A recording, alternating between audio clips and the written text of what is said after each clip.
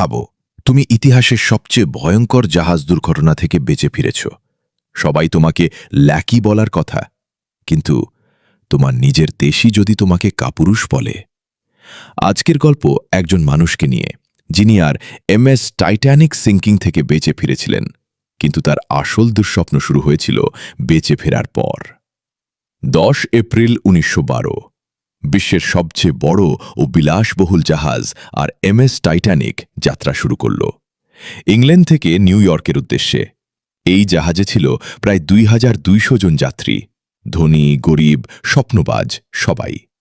আর তাদের মাঝেই ছিলেন একজন জাপানি মানুষ, মাসাবুমি হোসোনো। তিনি ছিলেন একজন সরকারি কর্মচারী, বিদেশ সফর শেষে দেশে ফিরছিলেন। 14 এপ্রিল রাত, হঠাৎ করে টাইটানিক একটি বিশাল বরফখণ্ডের সাথে ধাক্কা খায়, আর কিছুক্ষণের মধ্যেই শুরু হয় আতঙ্ক। প্রথমে মহিলা ও বাচ্চাদেরকে লাইফ বোটে তোলা হচ্ছিল।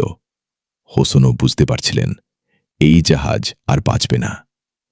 তিনি প্রথমে লাইফ বোটে ওঠার সুযোগ পাননি, কারণ তিনি পুরুষ ছিলেন। শেষ মুহূর্তে তিনি দৌড়ে যান আর লাইফ বোটে ঝাঁপিয়ে পড়েন। তার হৃদয় তখনও কাঁপছিল। তিনি বেঁচে গেলেন, কিন্তু তিনি জানতেন না এই বেঁচে থাকাই তার সবচেয়ে বড় শাস্তি হতে চলেছে। জাপানে ফিরে আসার পর সবকিছু বদলে যায়। মানুষ তাকে নায়ক হিসেবে দেখে না, বরং তাকে দেখে একজন কাপুরুষ হিসেবে। সংবাদপত্রে লেখা হয় তিনি নিজের জীবন বাঁচাতে অন্যদের জায়গা দখল করেছেন।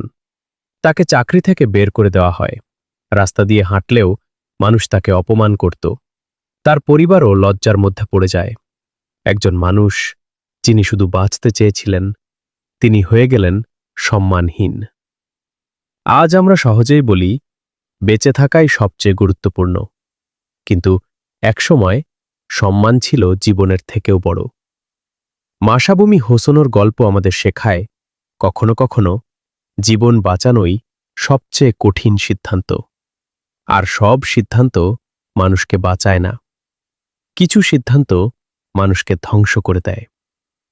এমন অজানা সত্য গল্প জানতে চাইলে চ্যানেলটা সাবস্ক্রাইব করে রাখো, কারণ ইতিহাস শুধু গল্প না, কখনো কখনো এটা দুঃস্বপ্ন।